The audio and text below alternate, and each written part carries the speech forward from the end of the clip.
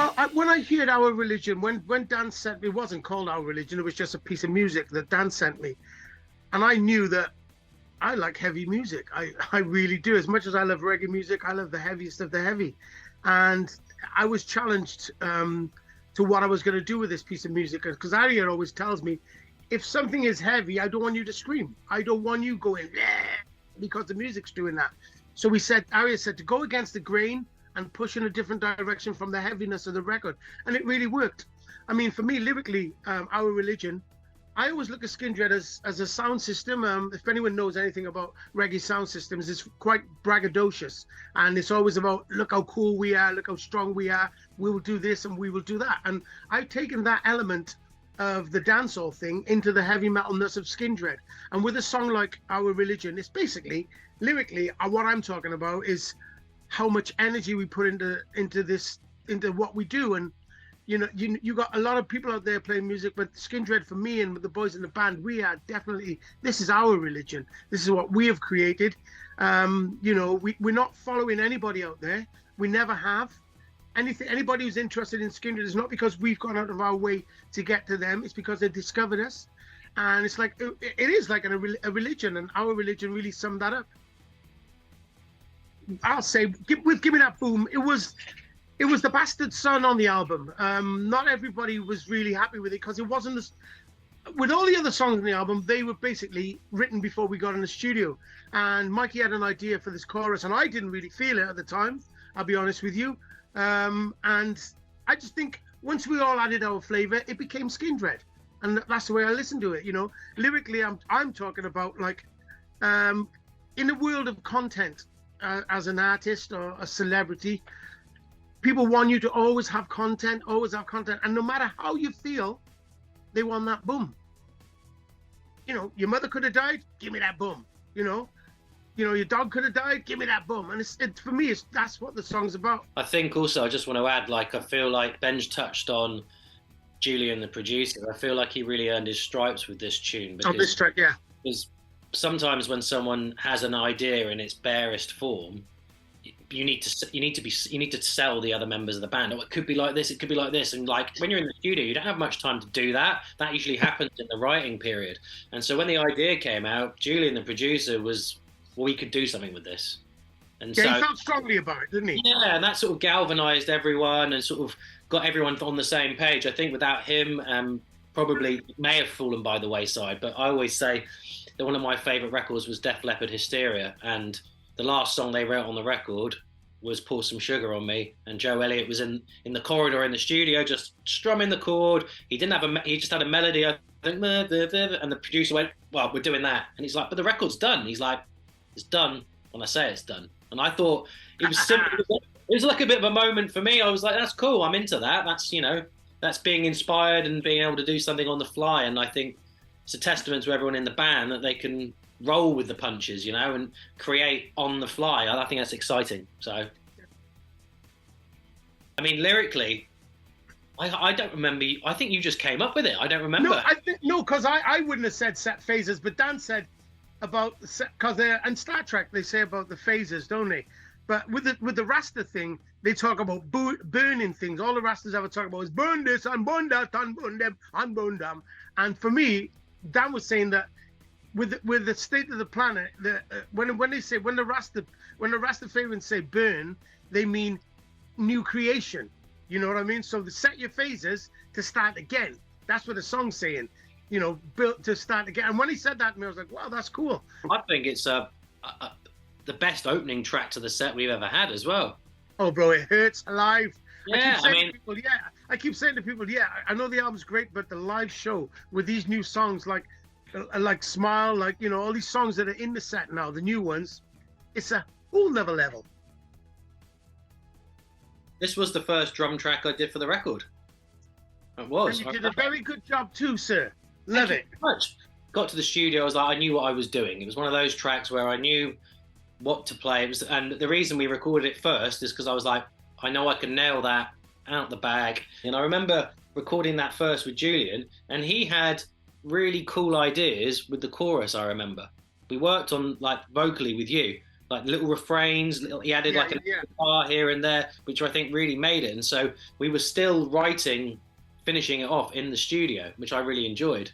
But I mean, for you, lyrically, I think that's a really strong song, Life That's Free. Yeah, I mean, I got a lot of friends, unfortunately, who needs encouraging not to do certain things that's going to drag them down. And I think for me, on the album, this is a song for me where I'm basically crying to my friends and begging to people who I love who are involved in some heavy shit to sort of like take a step back from it and know that they've got the strength to fight through this whatever addiction it may be, you know.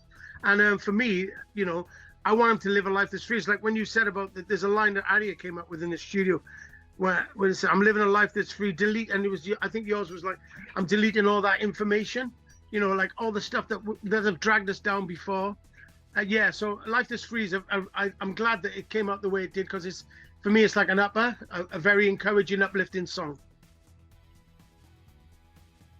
Erase You was one of those tracks, I believe, that I think Mike may have written that line. I think he might have brought it to the table as like a bare bones demo, and I knew what he was going through personally, and I think that when he brought it to the table, I myself was like, oh yeah, I can relate to that lyric, regardless of what it means to me, but I can relate to it. I mean, I don't want to talk about my personal life like that, but I can relate to being in that. And I know that Benji obviously took the lyric as like we were writing in COVID. Yeah.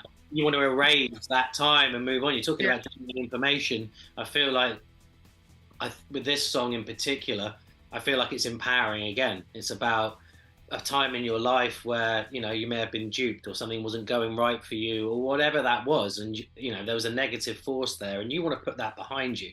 A lot of work went into that song, both musically and lyrically. I think Benj came with these really awesome verses where they're hitting it all the way through with the pre. It sets up the chorus really well. I think that's lyrically, I was stuck in that little room up there again with this piece of music, and Mikey said I would erase you, and I thought that's amazing. And I know Mikey's going through a lot of stuff at the time, but for me personally, I definitely took it like looking at, we had so much to do in 2020 if the pandemic wouldn't have hit, and for me, I was saying like I would erase this year if I could. I would take this year and throw it in a bin. And a lot of the lyrics in the song is like being stuck in a room and not being able to get out, the sun shining, how hard it was. So for me, if I could, is about getting rid of 2020. But at the same time, if I did get rid of 2020, I wouldn't have all these amazing lyrics and melodies that came up. So yeah, right. Once again, you got to remember that we were in the middle of this pandemic. I think we actually came out of lockdown and then we went back into lockdown. And Dan Pugsley sent me this song, and it was absolutely pissing down with rain. I wasn't in a great place. I think some things were going on in my family as well with COVID and stuff. And I said, right, I could sit here and I could write how hurt, how angry, and how upset I am with my life and the way things are going. But something inside me said, you know what? Take the music for what it is and write exactly how you're not feeling. So I wrote, I've got sunshine. You know, but because I didn't have sunshine. And my sister one time, just a lot where we live is a lot of them kids who just don't smile and they all stood on the corners and intimidating as fuck, like, you know. And one day me and my sister were going to the shop and there was this kid stood there and his real angry face. And my sister looked at him and she said, come on, smile, please. And he smiled and she said, now you look handsome, you know. And it was just real funny. And I remembered that when I was writing the song, and I put that line in, you know, when I thought of my sister, you know. So yeah, smart. L.O.V.E is definitely from a place of love and warmth, but it was written in the darkest of times. When I heard the piece of music, because you know what, I'm gonna find the original piece of music that Dan actually sent when he was writing this. It didn't sound like this whatsoever. It was more electronic, and we spoke about it. And I said, well, let's dig back to like the British sound of like the 90s, like a UB40 kind of sound, Misty and Roots, you know, go for that sort of that Roots Radix kind of vibe, but then it comes to the heavy part where it drops into like, I don't know, the most evil riff ever, you know. But I used to write a lot of these songs about girls breaking my heart, You know, as a kid, I was always writing about she broke my heart, he did this, she did that. And when I hear the music, I took myself right back to like when I first started writing songs, and I thought I'd write. I thought I'd lean on the old way I wrote as a child coming up, like, you know, and it really worked. You know, it really worked. I think that's the secret to that song, if you ask me. I think it's you can't get any more authentic than that. There you go. That's the thing. I don't feel like it's contrived in any way. When you're listening to that front end of the tune, before it goes even metal, that's just a normal reggae tune to me. Yeah, of course. Like I said, lyrically, everything about it. I played it yesterday, and I spoke about a band called Roots Radic from Jamaica. But you know, listening to it now, it's more that British sound of the 80s. The British bands were trying to do, and I love that. I really do. I think it really captured the vibe. And me growing up in that time, when I first started grabbing the mic on sound systems, that was the sort of stuff I was singing. And like you said, it's got an authenticity to it that carries through the whole song, you know? A friend of mine has a church. His name is Pastor Robbie Owls, a good friend of mine. And when we first started the song, it was just me doing it. But the way that you got that drum clap in the beginning, it sounds so awesome. And we were going through, at the time, George Floyd had just been murdered by the police, and a lot of people were marching. The Black Lives Matters marches were all over the world, and I wanted to just say something strong, like, you know. And when I started singing Black Stars and Stripes there, then I could hear a choir singing it, especially with the way Arya was playing as well, and it just sounds like a booming, and I could see the marches going on around the world, and that's what it's really saying, like, you know, that we all need to change. You know, we all need to think about the way we talk to each other. We all need to think about our hearts and what we want for our children's children, you know. And I just really wanted to write a song that people would sing in the Skindred church. Write a hymn, you know, and I think Black Stars is definitely that hymn from the album. The State of the Union, for me, when Dan sent me the music, I didn't imagine like a rock thing. I imagined us all in Hawaiian shirts on a boat singing Rio, you know, and you know, like Duran Duran, like, you know. So I wanted that. The music reminded me of that, and I just wanted to say something like, you know, we've gone through, once again, we've been going through hell. We got to keep on going to come out the other side, you know, and that's what State of the Union is about, you know. I mean, for me, because I'm a big fan of sort of 80s pop music. I was saying this to Benji earlier, is the secret to those songs and why it makes them so special to me is they touch on these heavy themes, but your music is so uplifting and you're dancing to it and you don't know exactly what they're going on about, but you've got it with a smile on your face, and they could be singing about the heaviest. But yeah, and that's how I felt with State of the Union. That's what it done for me, especially in the middle when you start playing them auto, what are they called? Oh, the concert toms and the octave. Oh my goodness gracious me! You know what? We ain't done a video to this song, but I want to go on a ship and do Rio. I'm telling you, dude. When Dan sent me this, I just wanted to be in the Beastie Boys.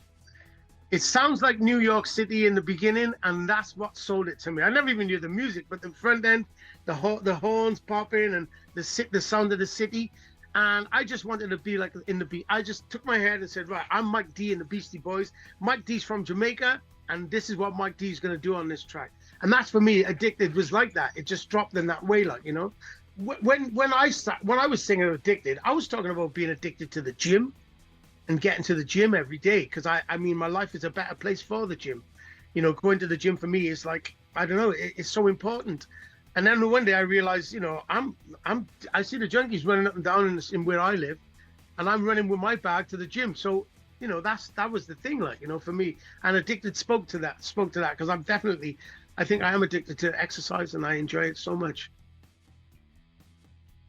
With songs like Mama, you know, I'll be honest with you, with Mama, I live in a neighborhood which has a really high rate of single mums, unfortunately, you know, and I know a lot of these women have struggled to bring their children up in the best possible way they can. And it's just like, for me, it's like a shout out to all these mothers who got to turn their life around for the sake of the children.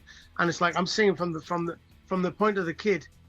I'm putting myself in the point of the kid, knowing that his mother's done so much for him. And I lost my mother when I was 7, you know, so for me, and it's crazy because even though it's all in music on, I'm an old man now, but I still miss my mum So when I hear this music, it just cried to me that, you know, I know my mother worked hard. Unfortunately, I wasn't from a single parent family, but I know around me, my sisters, they and my nieces, they have to deal with that, you know. So for me, it's like a salute to the ladies for keeping it together and doing what they got to do. So Mama's definitely that song.